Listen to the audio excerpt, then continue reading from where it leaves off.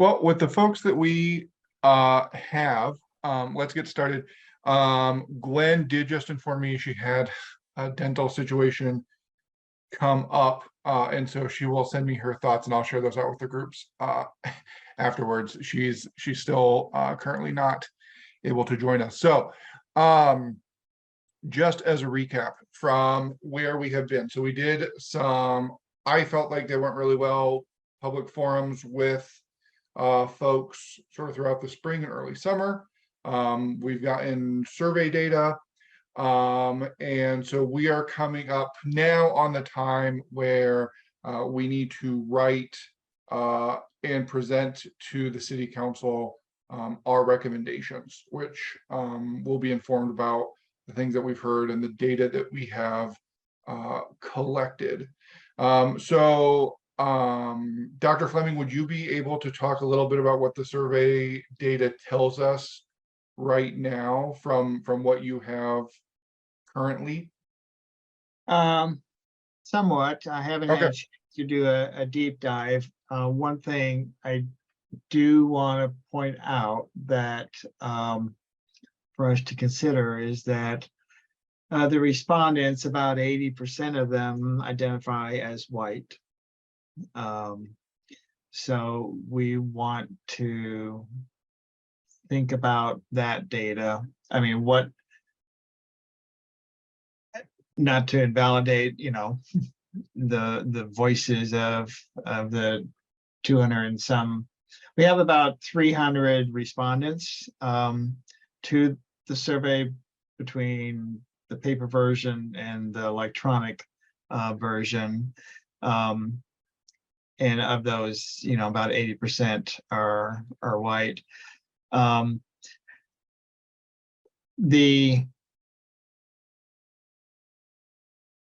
Not surprising, a large part of the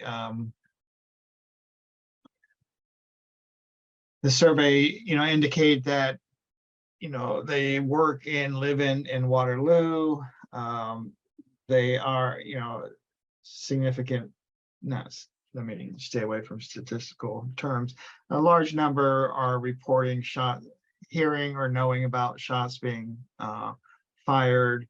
I think the themes that come out of the open-ended questions, what are we needed in the Waterloo is greater police presence, more access to resources, youth resources, targeting specific neighborhoods, equity issues, those types of themes. So I haven't had a chance to really kind of partial out, different responses, from different segments of the survey at this point. I don't think what came out of the survey is that different than what we have been hearing in the meetings. I think it supports that. More mental health resources. Well, actually, let me just do this. Do you see the responses? Yes. And let me just kind of.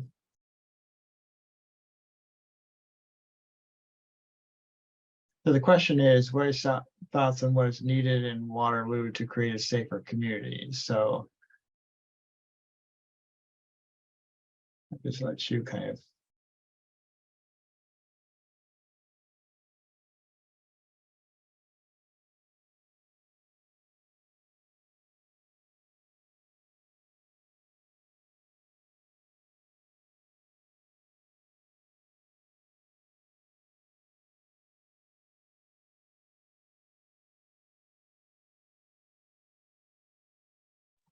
What was the one about semi-automatic rifles? Is that further up? Yeah, that was Yes. on the top. Because I've actually seen some people standing, and I don't know what it was related to, but standing around with, like over by the Quick Star on Broadway. It's been a while, but standing there with, yeah, with semi-automatic guns, Mhm. and wondered, like, what are they doing? Yeah. Um,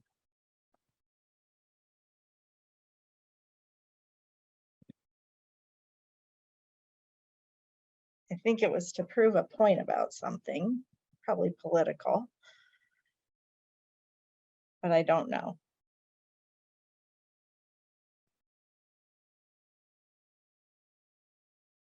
Yeah, so I'm seeing, um, uh, a mix of things here. I think there's, the broad macro level, equal Mhm. opportunities, community development, then, bringing in, family guidance type of things that Right. may be more narrow, law enforcement, gun safety, gun banning, gun access, Yes, and some of which the city and its local partners are capable of doing. Some of them are a bigger push on a state level. But from what I'm seeing, these also kind of match up with what we're hearing in terms of sort of short, medium, and long-term types of things, right? We can work through the neighborhood patrol officer program and some other things. We can break things down into other areas. So I think it would be interesting to get sort of, once you have the data broken down, kind of where it falls within something that's accomplishable in a year versus a couple years versus 5+ years, in terms of looking at how we can make and shape this feedback into recommendations based on other things as well, if that makes sense. yeah. Did How you does get- this look here in terms of the zip code area? 01, 02, 03. There's quite a few from the 50703, 96.4. The jail probably falls under that, right? It's about 19%. The far right column is the cumulative. So of the respondents, 49 or 19% roughly was from the 03. Is that the number you were looking at? Yeah, the 96.4 cumulative is 50703. 49 frequency, 49%, 19.4. Yeah. Yeah. I just heard something today that Dubuque passed a camera, and Chief Leibel can probably address this, but they passed a camera that lets the police know when somebody is wanted that has that license plate. Yeah, can you hear me? Yep. Yes. Okay, good. I apologize for computer issues. They had it fixed today and now it's not working again. Yeah, Dubuque passed. They're going to get some cameras. They have what's called LPR on them, license plate recognition. They run license plates and they'll tell you if they're wanted or not, if there's a warrant to the car. Dubuque has some distinct advantages over us because of the river and the bridges. With just 2 bridges, they've got entrance and egress that's much more easy to monitor than we would have. Obviously, you can come into Waterloo from a multitude of different directions. So we do employ some of the license plate reading technology. We do have that in some of our squad cars as part of our system, but we don't have cameras that do that specifically, at least at this time.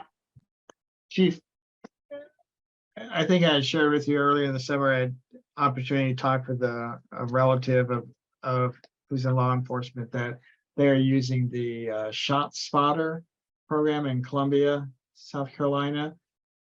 Have you heard of that, or what's your take on that program? Is it worthwhile? Is it too expensive for what they get? We've researched ShotSpotter at least 3 times to my recollection. ShotSpotter is expensive. Waterloo, again, with its land mass, its city mass, it would be costly to cover. And we don't have a real issue being notified when shots are fired, like some of the major metro cities do, like, you know, the big cities. We know when shots are fired, people call us. So every time it's come up, the determination's been made that the investment will be better suited in camera technology, technology that helps us investigate the crime, because right now we're getting the calls. You know, we're going out on them, we're recovering things. So it is very expensive. It was, I would hate to even quote a price, but it was, and I looked at it, and that's been probably 10 years ago, I about fell off my chair as to what it would cost in Waterloo.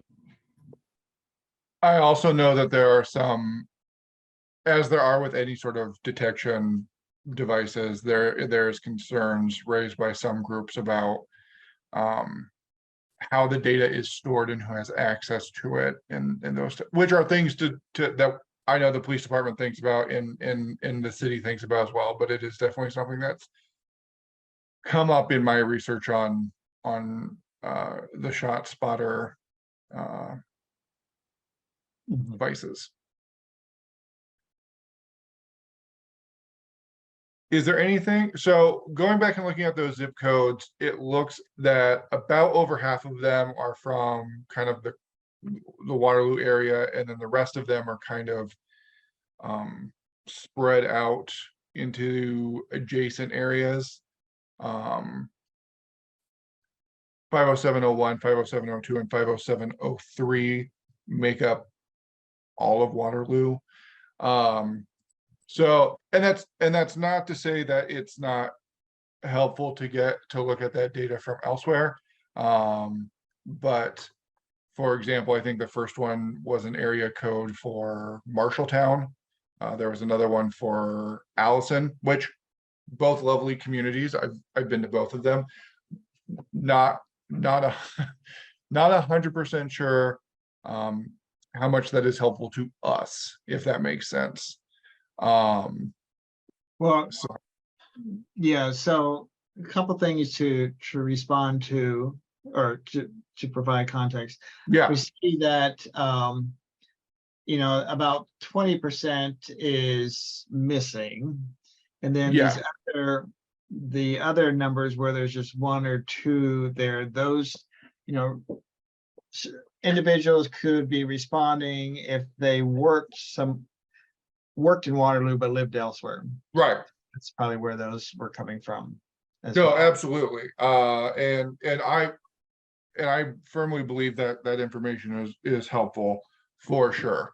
I was just looking at some of those zip codes and all of that, but no, I think that is helpful.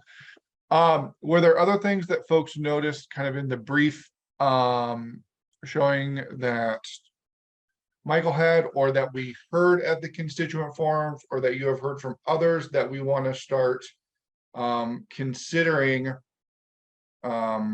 when we start making our recommendations, or background that you have for policy recommendations, and how that lines up with what we're accomplishing here?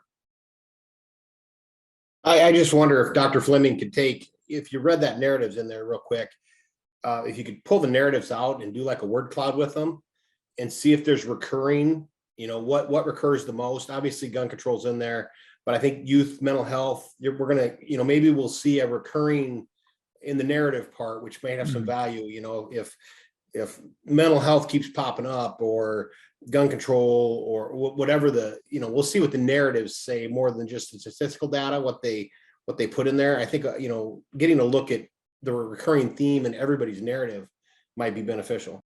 Yeah, Mhm. yeah, I can pull that out. I can't do that right now, but I can create, some not word cloud or theme analysis, with that. Apologize, I did not have that ready for you folks today. No, and I think if we can get it soon-ish, that will help us, and that will give us an idea. I really like that idea, Chief, because the numbers obviously tell us something, but also what people want prioritized also gives us an idea of what to bring forward, and how to present that for sure.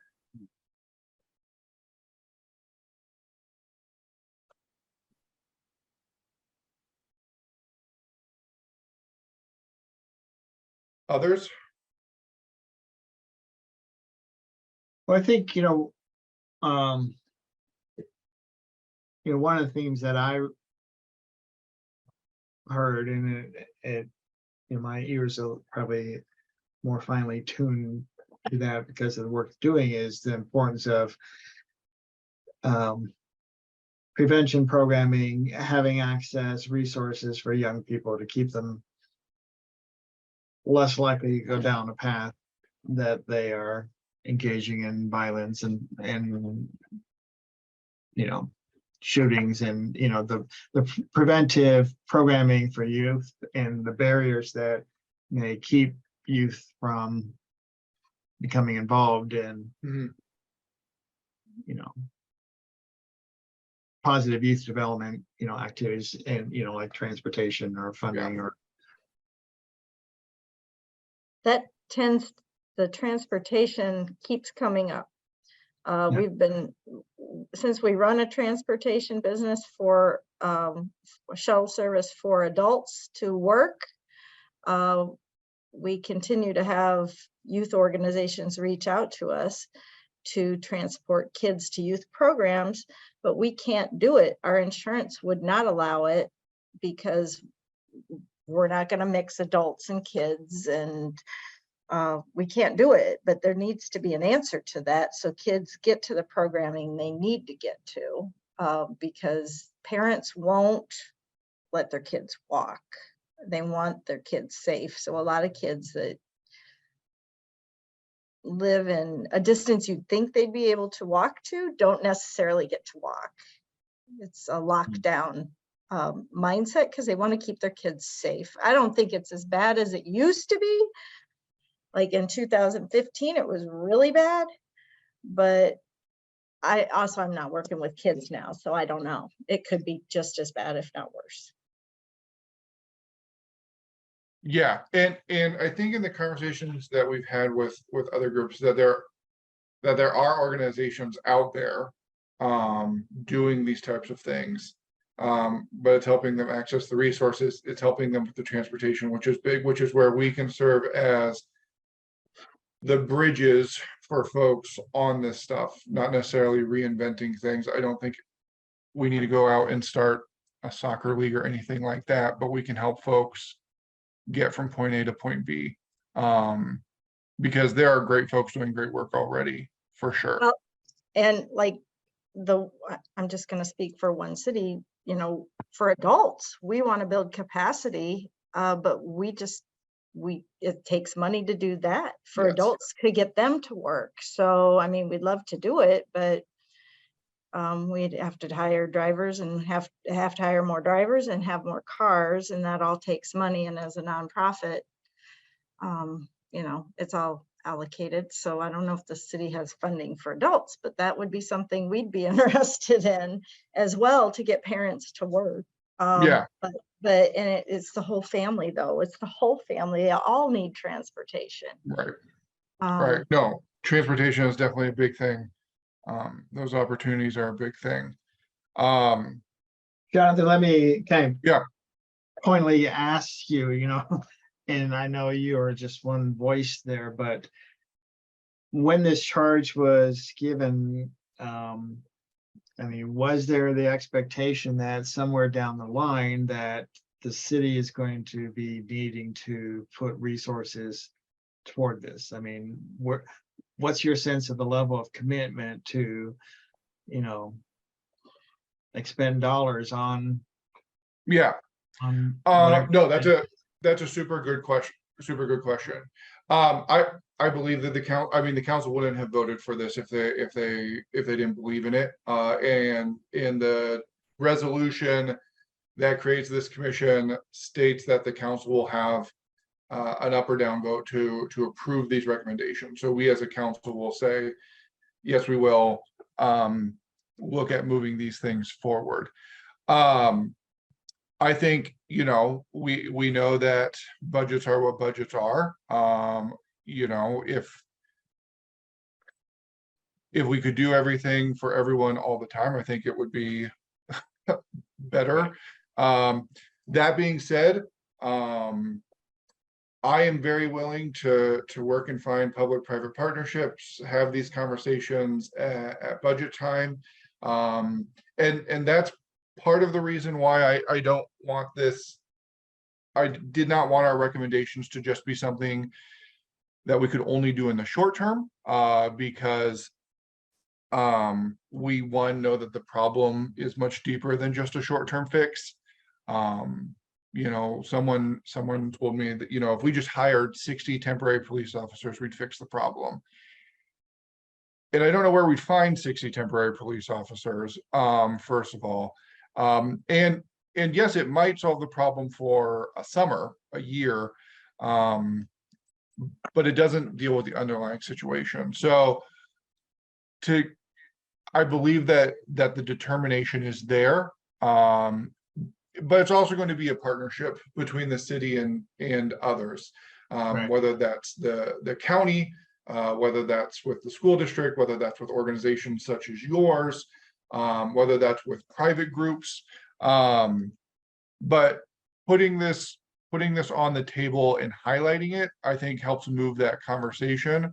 And I know that because I'm the only person I can speak of, am committed so long as I'm on council to continuing to address these issues.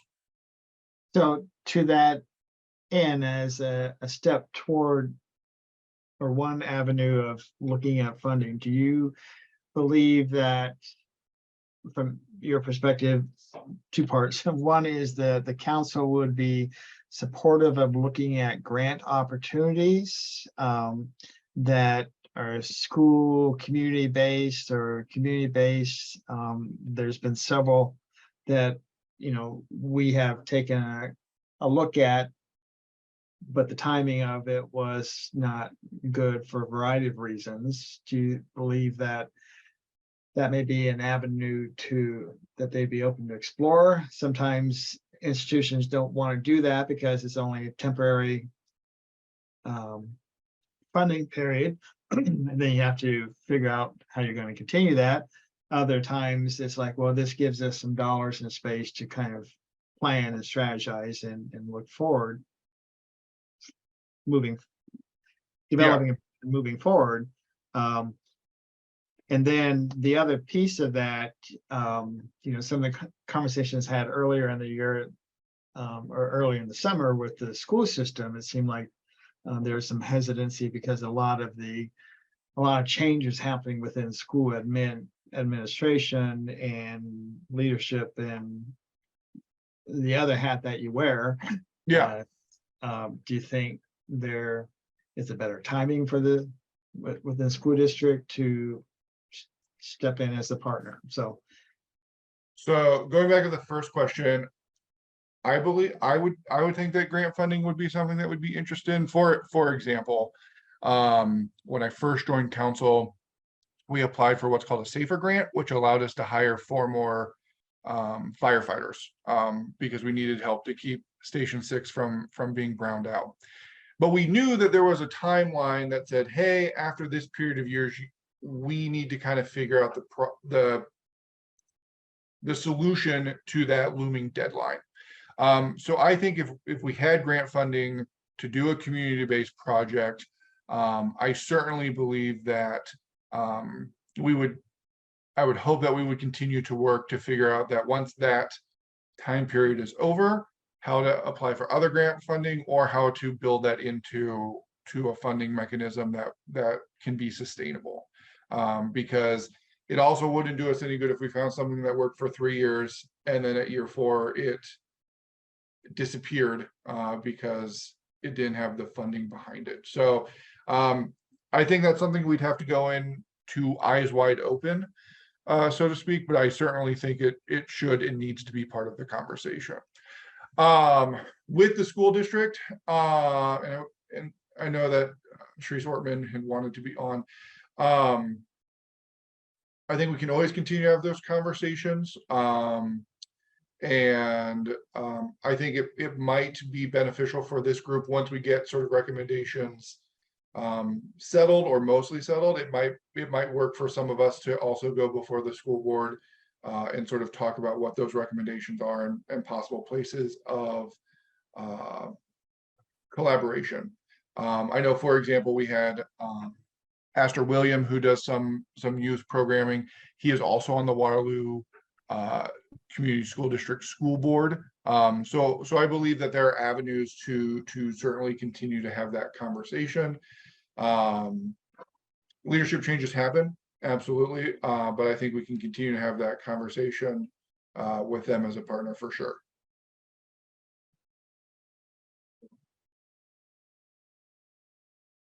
Reverend Funches, welcome. I'm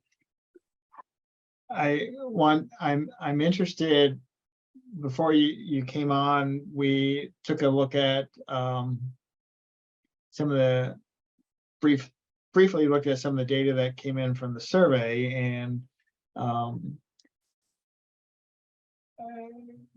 the approximately 300 respondents we had, no, I'm forgetting, very large percent of them about 80% self-identified as white. And Jonathan kind of was asking, feedback that we'd heard, feedback from the survey, and the multiple hats that you wear. I'm interested in your thoughts on what you are hearing from the folks that you've been connected with. Right. With respect to the survey, what I've heard, quite frankly, is that some were critical of the survey, didn't think it asked the right questions.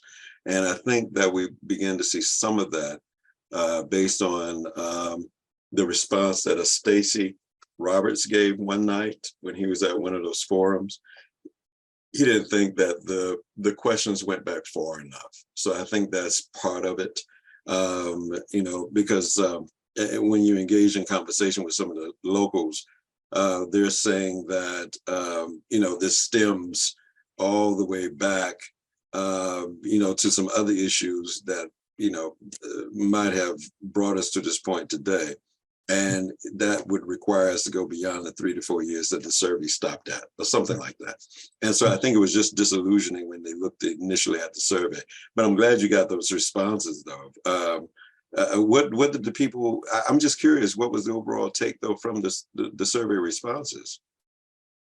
Well, I haven't done the deep dive. Oh, okay. But what we did was look at some of the open-ended, questions, and Okay.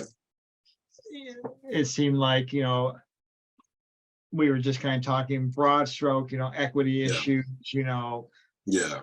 narrowing down, gun issues around gun access, gun violence, gun access, law enforcement approach, and then, themes of, creating more resources for young people and more equitable resources for our community.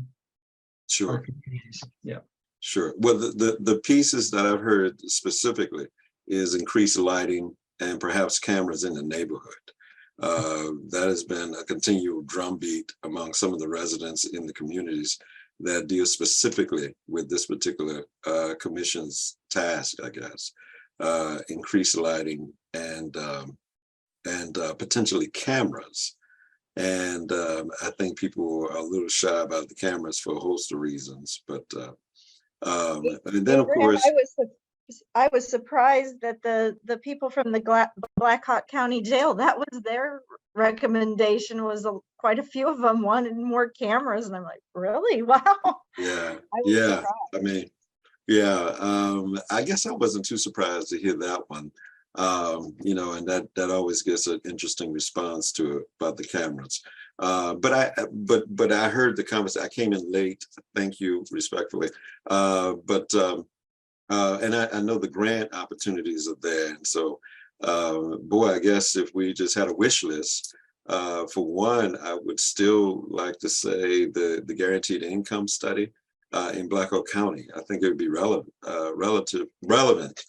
in light of what the success rate was when it was experimented with in California. It had a great, and so I was thinking that perhaps we could be very specific and very selective about who would be involved, and then use the opportunity as we potentially get monies from foundations to experiment with what guaranteed income looks like in terms of helping people directly without judgment, because that's the way the other grant opportunities work. What do they spend the money on after a 2-year, 3-year period? I know we've talked about that, Councilman Grider. And then, of course, the other thing that we're really interested in is the Chamberlain EPA study, because when we talk about issues of equity, there was supposed to be a pool splash pad put in North Waterloo. And quite frankly, from a human rights moral perspective, we think that there has to be a critical examination of the impact of that plant that's still over there before we consider doing anything like that. And so that would have a direct impact on how quickly we implement, you know, something like that in the here and now. So we really need to do the EPA study on the Chamberlain plant, because I think that could be disastrous if we're not careful. And I think that contributes to violence, justice work.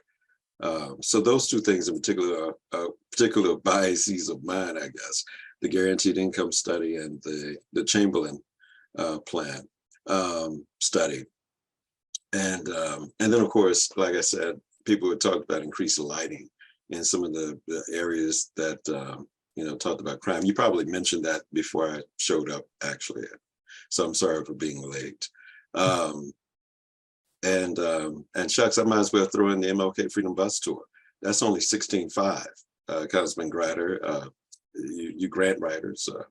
I only need $16,500 to support the charter bus that takes us down to Memphis, Montgomery, Birmingham, and Selma. And in light of what just happened in Montgomery, Alabama, it might be interesting to go, you know, on the tour this year for the MLK Freedom Bus Tour. But I think it builds understanding and helps people understand the historical precedents, antecedents that lead to this kind of discussion that we're having today. Absolutely.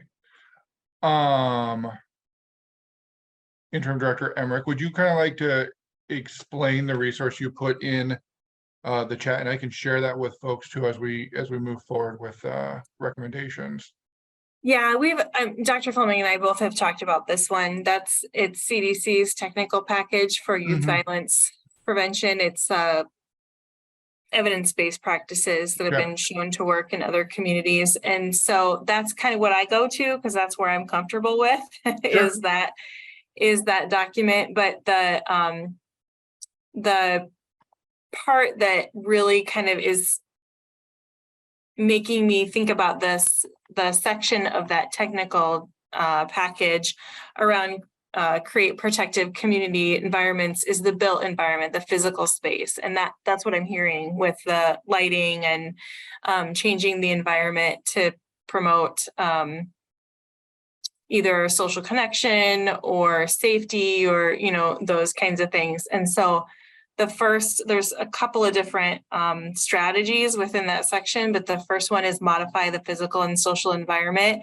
And that one talks about lighting and public spaces in neighborhoods that can promote violence prevention. So I just dropped that in there because it seemed to be right on with what we're talking about. Yes, and I've looked through this resource a lot of times. And there's a lot of good stuff that I think will probably make its way into our recommendations based on this toolkit. I think it provides it. Are folks seeing what I pulled up there? Do you see the strategies? Yes, I think, as being shared, I think this can provide a nice framework for what recommendations come forward. Yeah. That is, as Caitlin is referring to. yeah, absolutely. Other folks, before I get us into next steps. I guess one of the things that we observed early was that the state government is not helping us out very much at all because of the laws that they enacted in order to make getting guns easier. So the commission was designed to deal with gun violence in particular, and the state government is not a partner in this at all. And so that would be one of the critiques, I guess, of this. And so I'm assuming then if that's taken off the table, state legislation, I guess it doesn't, inhibit us from doing anything on the local level. But I'm assuming that this packet that you gave, Create Protective Community Environments, talks about shoring up the systems that are already in place, like the education system, public health, those kinds of things, to make sure that families and individuals are more connected. Mm-hmm. Yes, that technical, and to be honest, this is only one of several technical packages that address violence. This one is particularly for youth violence, and that's just the one that I'm familiar with. But there are different categories. So the community environments is one, but there's also, around social support networks. There's around, addressing poverty, around, different things in that package. Yeah. Well, thank you. And I just want to tell you, in case you did not know, Michelle Felters, you probably know this too, but there is a new group with Friends of the Family that have been doing, in my estimation, a masterful job of connecting people who are homeless or on the verge of being homeless to housing. And they will pay for the housing for at least a year. Now, I don't know what's going to happen catastrophic after that, years though, but at least for a year though, we've already helped 3 people that have come through our office in particular, with this kind of support. One was a big family, and then there are 2 other individuals that have smaller families, but I just think that kind of thing is significant. That's profound right there. I just saw some information, by the way, that came out about Waterloo being the #1 affordable place in the state of Iowa. And I don't know how that should be interpreted, though, because we know that we have a lot of slum landlords. And so, yeah, I guess it would be affordable because the prices are low, but what are you getting for the price? Because we know that we're dealing with a lot of issues. And some of the housing is not all that great at all. And so I don't know whether or not we should boast about being very affordable, relative to the other people. The other people may be getting a whole lot more for their bang, for their buck, compared to what we're offering. So we better be careful about bragging too much about that, I think. We actually have higher employment as far as the pay, the wage is higher here than in Cedar Rapids is what I was told recently. Okay. So that's awesome. Yeah, I mean, they're good things, and there's no question Just about it. have to have better. I just want to make sure we qualify these responses, though, so that we don't paint a misleading picture, I guess. True. Very true. I had lunch with a business, a couple, Dean and I had lunch with a couple that have a couple businesses, and I just reached out to him to ask, there was something about a zone that could be changed in Waterloo, or zones could be expanded to grow more business in Waterloo. And he would probably really like to talk to you, Jonathan. Yeah, you Because can, it's about opportunity, getting people out of poverty. I mean, yeah, we work please with feel the, free to pass along my information. okay. Because we work with the adults that were missed. I mean, we've got some Mhm. great kid programs going on now, but they weren't going on for a long time. Yeah. And we're working with many of the adults that were missed. And Yeah. now to get opportunity is huge. I mean, Yeah. yeah, it's huge. Well, I'm just looking at the page in the technical program. And obviously we're talking about people, and that's the aspect I'm gonna go at it from, because that's who I am. But even if we're just talking about a dollars and cents perspective, investing $1 into many of these programs has a huge economic impact down the road. Whether it's keeping folks out of their carceral state, or whether it's increased earning over time. This is just like good economics, in addition to being just a very necessary thing to do. So here are next steps, because I want to be respectful of everyone's time, and I have to pack to go out of town tomorrow. So Dr. Fleming, if you could get sort of the data crunched, the word clouds made, and then we can go from there. I will send out the technical package that Interim Director Emmerich had shared with us, so that everyone who wasn't able to be on here can see it. Once we have sort of the data crunched and those types of things, I believe through email, we can start to talk about big picture. We can send out what our recommendations would be, breaking them down into the categories that we see them fitting in, whether that's timeline or within categories similar to that technical handout. And then once everyone has sort of submitted their recommendations, then I believe we as a group can come back together, prioritize things, and start making some sort of recommendation document that we can turn into the city council. Does that make sense to everyone? Are there things that I'm missing? I know that I see things through my own lens, so I want to make sure that I'm understanding things correctly. When do you want to make the submission to city council? I guess? Before the end of the calendar year. Oh, I see. I thought it was September, that's why. Technically, it's a year to 18 months on recommendation. So if we could get Gotcha. them in by September, October, that would be best goal, certainly before the end of the calendar year, if things go the way things go sometimes. Sure. What timeline does any fiscal decisions occur or budgeted? But the budget process typically gets started with discussions with department heads November, December, but really picking up in January on our end. Has there been any more discussion about the report that our state did with respect to liquor stores and violence?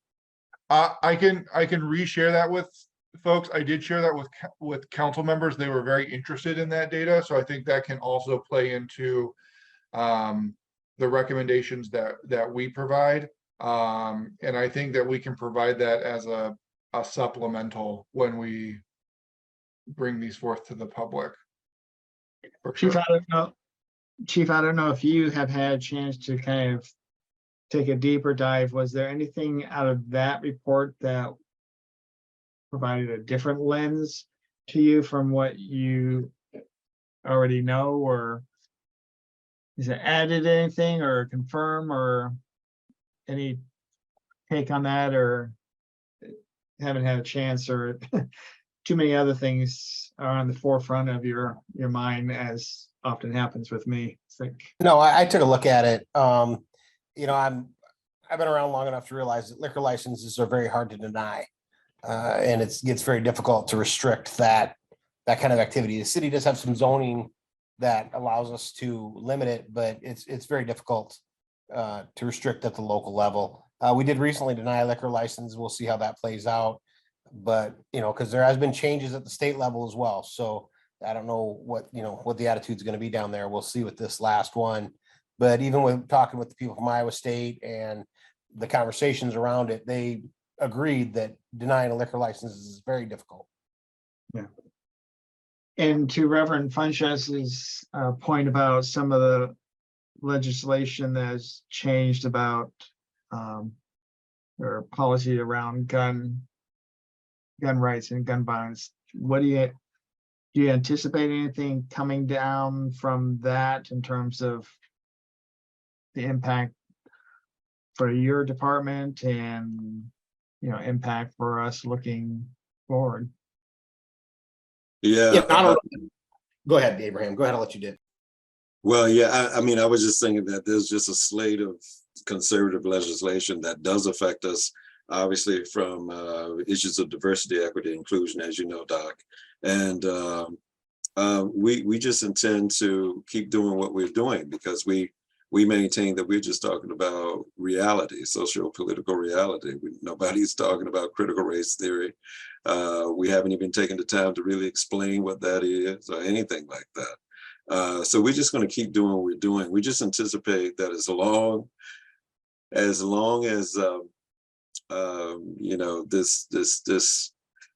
this giant of a politician continues to go through his ordeal on the national level, I guess it's just going to inspire and stimulate a whole lot of other individuals to continue to buy into this program. And we're just going to have to deal with some of the fallout associated with that, I think, to some degree.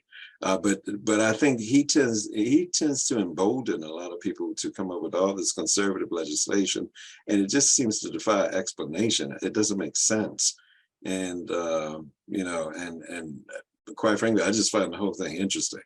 But we intend to keep doing what we're doing. I don't know if. I guess to make guns easier makes Chief Libo's job a little bit harder, I would imagine. But,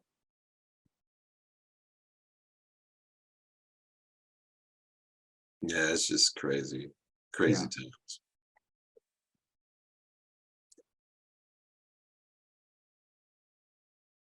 But I'm curious, does anybody else, feel good about the guaranteed income? I mean, we've already experimented with making sure that people get the monies. We've seen how people can get monies, especially when it's pushed by the federal government. But what is the possibility of us doing that locally in Blackhawk County, where X number of families receive guaranteed income through some stringent selective process where we have an opportunity to kind of experiment? What happens when families have more income to actually play with? Will they do extra things with their youth, their children? Will they fix vehicles, get to jobs? Yes, sir.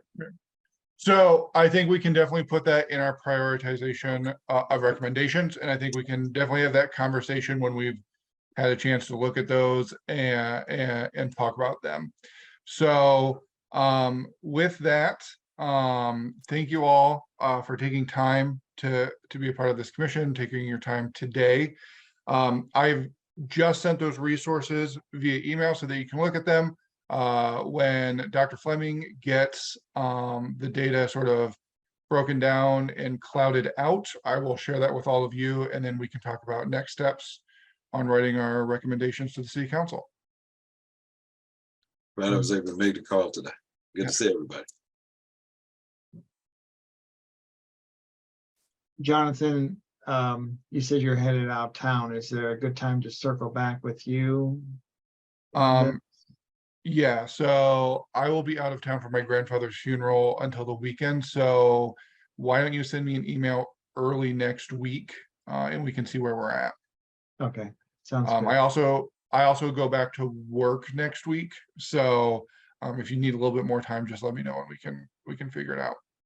Sounds good. Our Okay. condolences, Jonathan. Thank you. Thank you. So have a good rest of your week, everyone. You too.